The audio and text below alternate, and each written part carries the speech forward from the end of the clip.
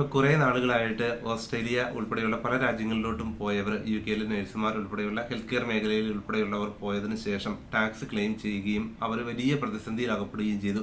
HMRC അവരെ contact ചെയ്തുകൊണ്ട് അവരോട് കാരണം കാണിക്കാൻ എന്തൊക്കെ ക്ലെയിമുകളാണ് ചെയ്തത് തുടങ്ങിയ ഡീറ്റെയിൽഡ് ആയിട്ടുള്ള ഇൻഫർമേഷൻ അവരോട് ആവശ്യപ്പെടുന്നു. അത് നൽകാൻ കഴിയാത്തതിന്റെ പേരിൽ വലിയ പ്രതിസന്ധിയിൽപ്പെട്ട് നമ്മൾ കോൺടാക്ട് ചെയ്യുന്നത് നിരവധി പേരാണ്. എന്താണ് ഇങ്ങനെ ഒരു സാഹചര്യം? ഇപ്പോൾ UK വിട്ടുപോകുന്നവരെ സംബന്ധിച്ചിടത്തോളം അത്തരത്തിലുള്ള ടാക്സുകൾ ക്ലെയിം ചെയ്യാനായിട്ട് അവർക്ക് പറ്റുമോ? അങ്ങനെ ഉള്ളൊരു സിറ്റുവേഷൻ ഇപ്പോൾ വ്യാപകമായിരിക്കുന്നു. കൂടുതൽ അറിയാത്ത ആൾക്കാർ ഇവർക്ക് കൂടുതൽ ക്ലെയിം കിട്ടുമെന്ന് ഇവരെ തെറ്റിദ്ധരിപ്പിച്ചുകൊണ്ട് ഇവർക്ക് അർഹതയില്ലാത്ത ടാക്സുകൾ ക്ലെയിം ചെയ്യുന്ന ഒരു പ്രവണത ഇപ്പോൾ കണ്ടുവരുന്നുണ്ട്. കാരണം ഇപ്പം ഒരു 23-24 ഇപ്പം കഴിഞ്ഞ ഒരു വർഷം ഒരു ഫൈനാൻഷ്യൽ ഇയറിൽ ഇവിടുന്ന് UK വർക്ക് ചെയ്ത് ഒരു മിഡ് ഇയറിൽ ഇവിടുന്ന് ഓസ്ട്രേലിയയിലേക്ക് മൈഗ്രേറ്റ് ചെയ്യുന്ന ഒരു നേഴ്സിന് ആ ഒരു ഫൈനാൻഷ്യൽ ഇയറിൽ എത്ര രൂപയ്ക്കാണ് അല്ലെങ്കിൽ എത്ര പൗണ്ടിനാണ് അവർ ഇവിടെ ജോലി ചെയ്തതെന്നുണ്ടെങ്കിൽ ആ ജോലി ചെയ്ത എമൗണ്ടിന്റെ ടാക്സ് അവരിവിടെ കൊടുക്കാൻ അവർ ബാധ്യസ്ഥരാണ്.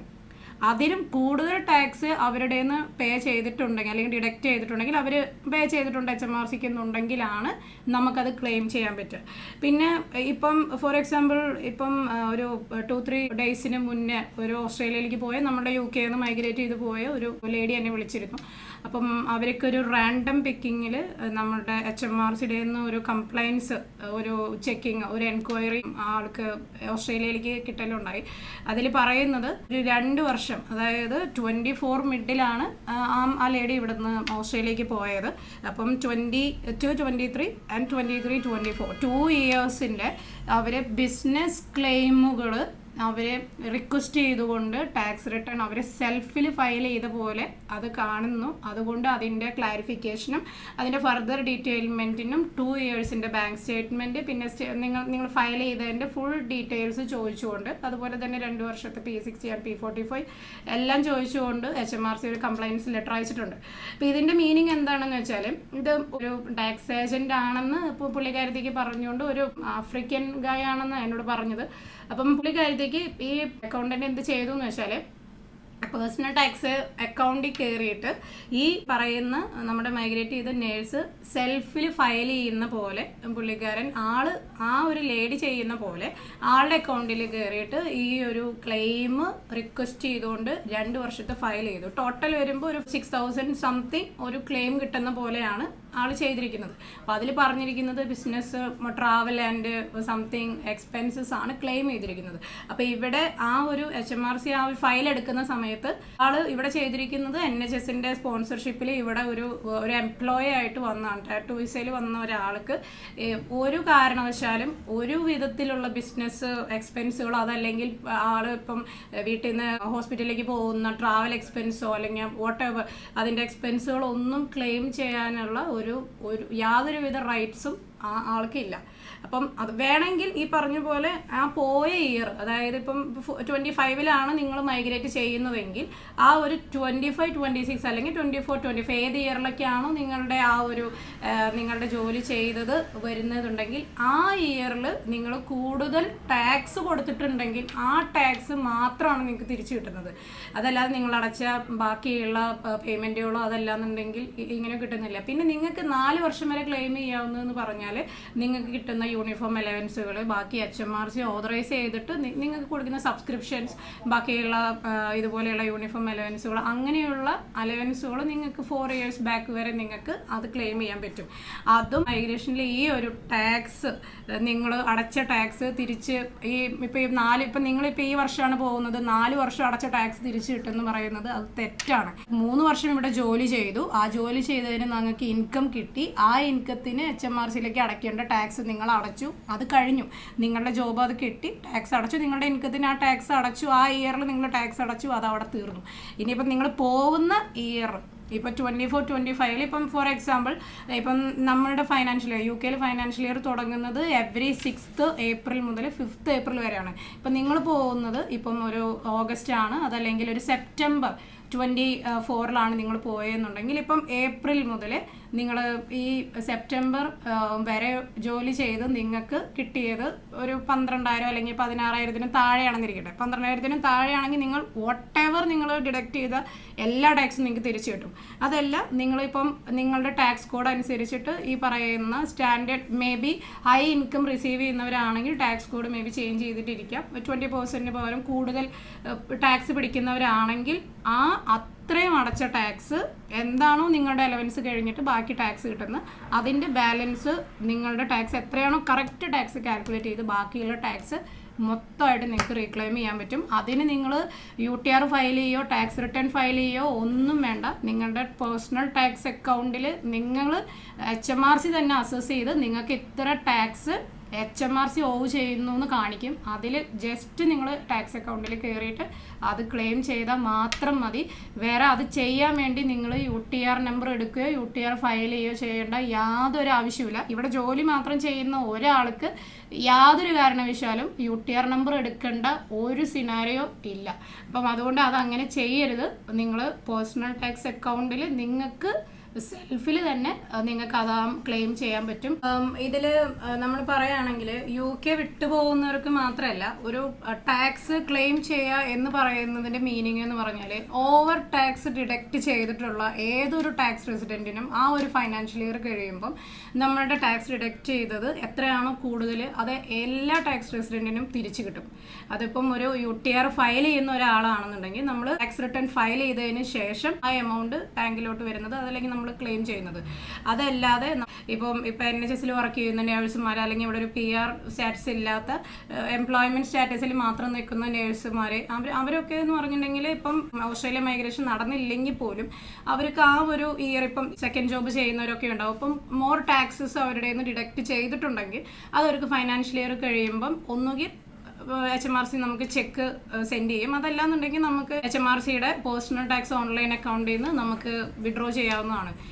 ഇത് കൂടാതെ ഇപ്പം ഓസ്ട്രേലിയയിൽ മൈഗ്രേറ്റ് ചെയ്യുന്ന നേഴ്സുമാർക്ക് ഇപ്പം UK ഏതെങ്കിലും രീതിയിലുള്ള ടാക്സ് ഫ്രോഡുകളിൽ ഉൾപ്പെട്ടാൽ ഏതെങ്കിലും ഡോക്യുമെന്റുകൾ സബ്മിറ്റ് ചെയ്തതിന്റെ പേരിലൊക്കെ വിസ റിന്യൂ ചെയ്യാനോ PR ലഭിക്കാനോ തടസ്സമായിട്ടുള്ള നിരവധി കേസുകളാണ് പലരും പറയാറുള്ളത്.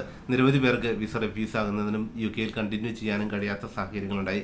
ഇപ്പോൾ ഈ ഒരു സിറ്റുവേഷനിൽ ഇപ്പോൾ HMRCയുടെ അടുത്ത് ഏതെങ്കിലും രീതിയിൽ ഇത്തരത്തിലുള്ള ഒരു ആക്ടിവിറ്റി അതായത് സ്ട്രേറ്റ് ഫോർവേഡ് അല്ലാത്ത രീതിയിൽ പേപ്പറുകൾ സബ്മിറ്റ് ചെയ്യുക തുടങ്ങിയ കാര്യങ്ങളിലൊക്കെ ഇൻവോൾവ് ആയി കഴിഞ്ഞാൽ അവർക്ക് വിസ കണ്ടിന്യൂ ചെയ്യാൻ അല്ലെങ്കിൽ PR ലഭിക്കുന്നതിനൊക്കെ തടസ്സമാകുന്ന വാർത്തകൾ വരുന്നു. UK റെസിഡന്റിന്റെ റെസ്പോൺസിബിലിറ്റി ആണ് എങ്ങനെയാണ് നമ്മൾ കറക്റ്റ് ടാക്സ് പേ ചെയ്യുന്നുണ്ടോ അല്ലെങ്കിൽ നിങ്ങളുടെ ഇൻകത്തിനനുസരിച്ച് ടാക്സ് നിങ്ങൾ കൊടുക്കുന്നുണ്ടോ എന്ന് നമ്മളുടെ റെസ്പോൺസിബിലിറ്റിയാണ്. ഒരു UK ടാക്സ് റെസിഡന്റ് റെസ്പോൺസിബിലിറ്റിയാണ്. നമുക്കത് ടാക്സ് ഇത്ര അടയ്ക്കണം അതല്ലെങ്കിൽ ഇങ്ങനെ നമ്മൾ ടാക്സ് ഫയൽ ചെയ്യണമെന്ന് അറിയില്ലായിരുന്നു എന്നൊരു ഓപ്ഷൻ നമുക്കില്ല.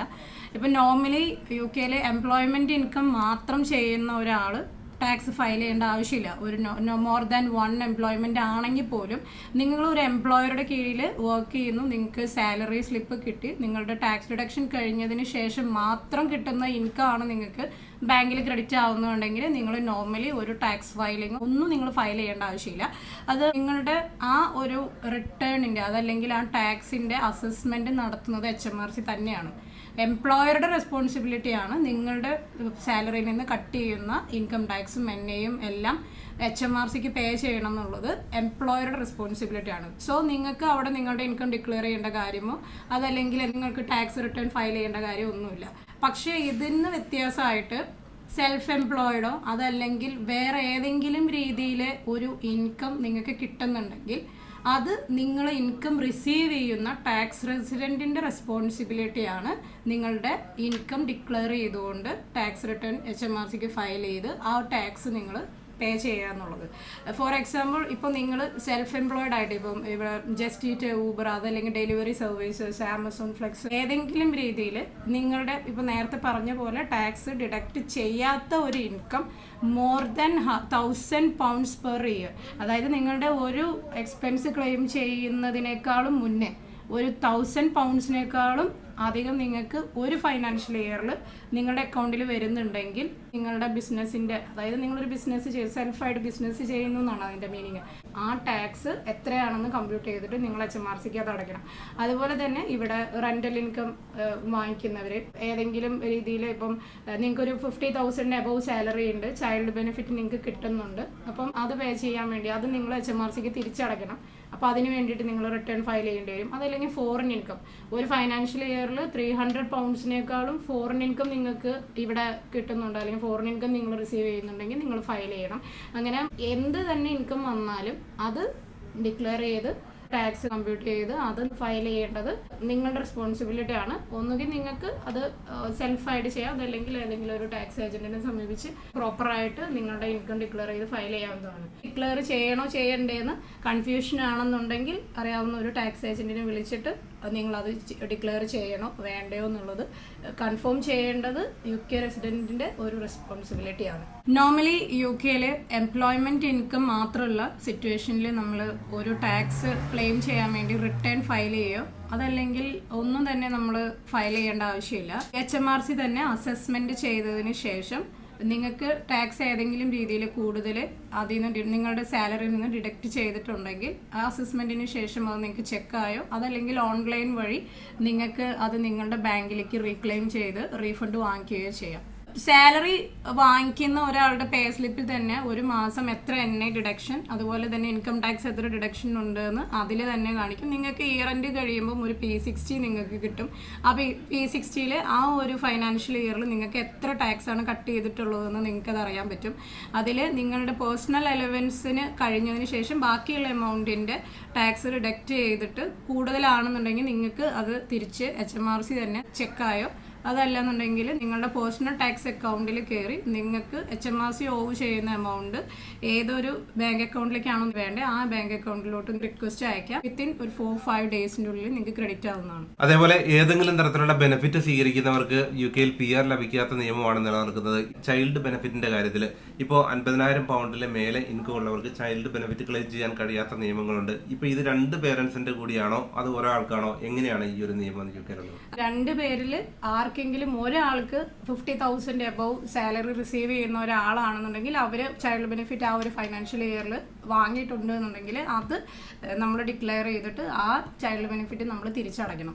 അത് നമുക്ക് ടാക്സ് കഴിഞ്ഞുള്ള എമൗണ്ട് ആണോ അതോ ഗ്രോസ് ഇൻകത്തിനാണോ? Gross income. അപ്പൊ നമ്മുടെ കയ്യിൽ കിട്ടുന്ന എമൗണ്ട് അല്ല, നമുക്ക് ആ വർഷം മുഴുവൻ കിട്ടിയ ഗ്രോസ് ഇൻകം ടാക്സ് കൊടുക്കുന്നതിന് മുൻപുള്ള ആ ഒരു ഇൻകം 50,000 മേലെ വരികയാണെങ്കിൽ അപ്പോൾ ചൈൽഡ് ബെനിഫിറ്റ് ക്ലെയിം ചെയ്യാനാകില്ല. അഥവാ ക്ലെയിം ചെയ്തിട്ടുണ്ടെങ്കിൽ അത് എത്രയും വേഗം തന്നെ ഒന്നുകിൽ ഇപ്പം നമുക്കറിയാം നമ്മളുടെ സാലറി അത്ര തന്നെ എല്ലാ വർഷവും അത് അങ്ങനെ വരും എന്നുണ്ടെങ്കിൽ ഒന്നുകിൽ നിങ്ങൾക്ക് ആ ഇൻകം മന്ത്ലി വാങ്ങിയിട്ട് അതല്ലെങ്കിൽ ചൈൽഡ് ബെനിഫിറ്റ് നിങ്ങൾക്ക് സ്വീകരിച്ചിട്ട് അത് വേണമെന്നുണ്ടെങ്കിൽ നിങ്ങൾക്ക് ഫൈനാൻഷ്യൽ ഇയർ കഴിയുമ്പോൾ റിട്ടേൺ ചെയ്യാം. അതല്ലാന്നുണ്ടെങ്കിൽ ഇൻകം ഹൈ ആണ് എന്ന് പറഞ്ഞ് ആ ചൈൽഡ് ബെനിഫിറ്റ് സ്റ്റോപ്പ് ചെയ്യാം. പിന്നീട് എപ്പോഴാണോ നിങ്ങൾക്ക് ഇൻകം കുറയുന്നത് അപ്പോൾ നമുക്ക് പിന്നീട് അപ്ലൈ ചെയ്യാവുന്നേ ഉള്ളൂ.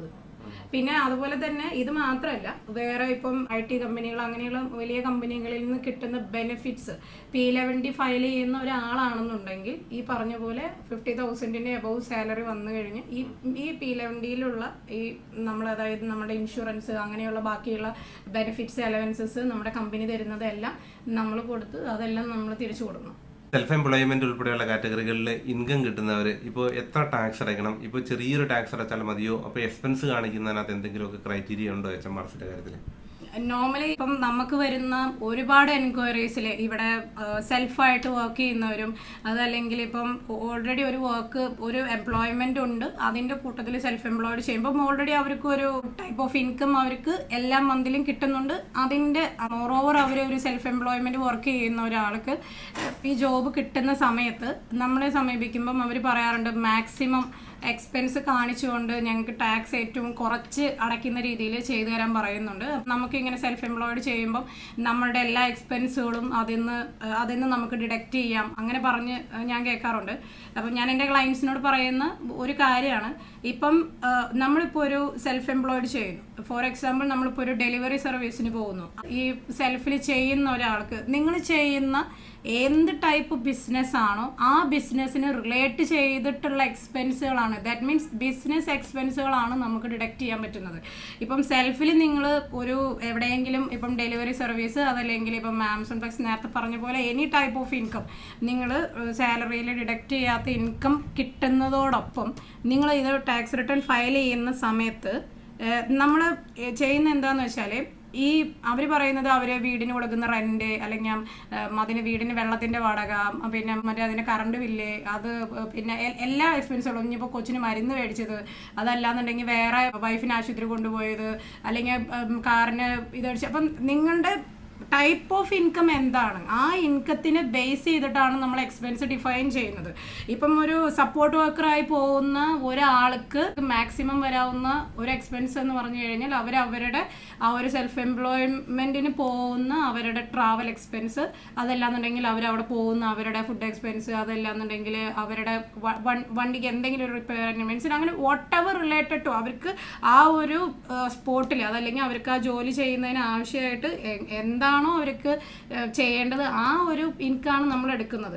ഇപ്പം ഫോർ എക്സാമ്പിൾ ഇപ്പം റെൻറ്റിൻ്റെ അതെന്ന് പറഞ്ഞാൽ ഇപ്പം നമ്മളിപ്പോൾ ഒരു വീട് ഇപ്പം നമ്മളുടെ ആ ഒരു ബിസിനസ്സിൻ്റെ നമ്മളുടെ ഡാറ്റ സേവ് ചെയ്യാനും അതല്ലെങ്കിൽ അതിൻ്റെ സ്റ്റോർ ചെയ്യാനും അതിന് ബാക്കിയുള്ള കാര്യങ്ങളൊക്കെ ചെയ്യാൻ വേണ്ടി നമ്മളൊരു റൂം യൂസ് ചെയ്യുന്നു വീട്ടിൽ. അപ്പോൾ ആ ഒരു നമ്മുടെ ഇപ്പം ഒരു ഓഫീസ് ഒരു നമ്മുടെ ഒരു സെറ്റപ്പ് ആ ഒരു കാൽക്കുലേഷനിലാണ് നമ്മൾ ഈ എക്സ്പെൻസ് ഒക്കെ എടുക്കാൻ പറ്റും എന്ന് പറയുന്നത്. അതിനെ മിസ്യൂസ് ചെയ്ത് ഒരു ഇയറിൽ സെൽഫ് എംപ്ലോയ്മെൻറ്റ് ഇൻകത്തിൽ നിന്ന് മാത്രമായിട്ട് ഒരു 60,000 പൗണ്ടും 65,000 പൗണ്ടും കിട്ടിയിട്ട് ഇതിൽ മൊത്തം ഡിഡക്റ്റ് ചെയ്തുകൊണ്ട് എനിക്ക് 1000 പൗണ്ടിന് താഴെ ടാക്സ് അടയ്ക്കുന്നു പറയുന്നത് മണ്ടത്തരമാണ്. അപ്പം അങ്ങനെയാണെങ്കിൽ ഈ ഒരു 50,000 പൗണ്ടിൻ്റെ മേലെ വരുന്ന ഇൻകം എന്ന് പറഞ്ഞാൽ ഇപ്പം നമ്മുടെ ഇവിടെ UK ഹൈലി ടാക്സ് പെയ്ഡ് ചെയ്യുന്ന ആൾക്കാർ എന്ന് പറയുന്നത് ഇപ്പോൾ ഒരു മോറോവർ ഒരു 40 to 46 ഒക്കെ ആണെങ്കിൽ അടയ്ക്കുന്ന ടാക്സ് എന്ന് പറഞ്ഞാൽ ഇറ്റ്സ് നിയർലി 10,000 പൗണ്ട്സ് ആണ്.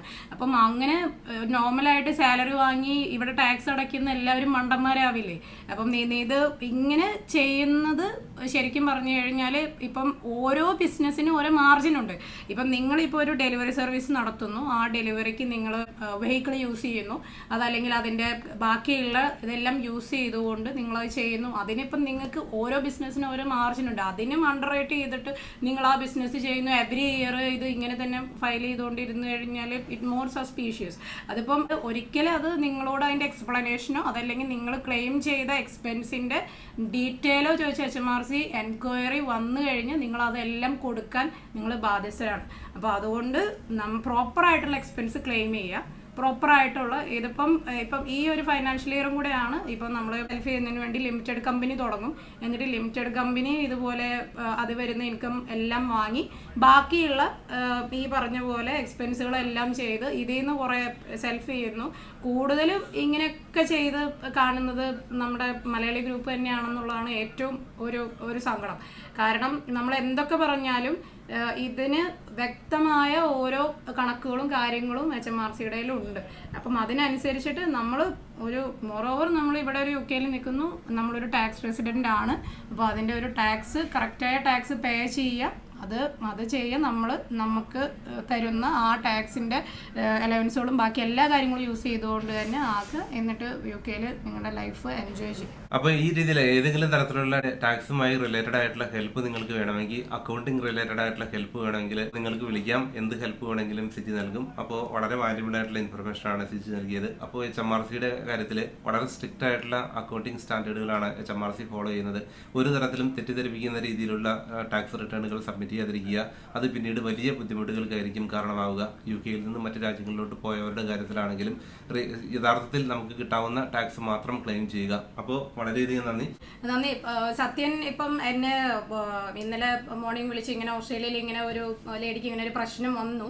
അപ്പം അതിനെ കുറിച്ചിട്ട് നമുക്ക് ഇങ്ങനെ ഒരു പറയണം എന്ന് പറഞ്ഞപ്പം സത്യത്തിൽ അതിനു വേണ്ടി മാത്രമാണ്. കാരണം അത് ഒരു കേസല്ല, മോറോവർ ഒരു 2-3 കേസസ് തന്നെ ഈ ഒരു ഷോർട്ട് പീരീഡിൽ വന്നതുകൊണ്ട് ഇവർ ഇപ്പം സത്യൻ അത് വർക്ക് ചെയ്യുന്ന ഫീൽഡിലായാലും ഇങ്ങനെയായാലും അവർക്ക് നല്ലത് വരണം എന്ന് വിചാരിച്ചിട്ട് എന്നെ സംബന്ധിച്ച് ഇങ്ങനെ ഒന്ന് ചെയ്തതിൽ എനിക്കും സത്യനോട് നന്ദി പറയുന്നു.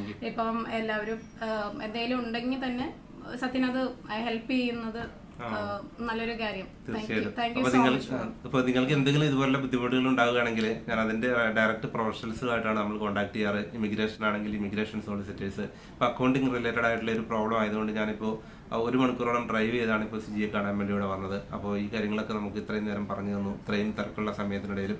അപ്പോൾ വളരെയധികം നന്ദി. നിങ്ങളുടെ സംശയങ്ങളെ ബേസ് ചെയ്തുകൊണ്ട് മറ്റൊരു വീഡിയോയുമായി നമുക്ക് വീണ്ടും കാണാം. Thank you.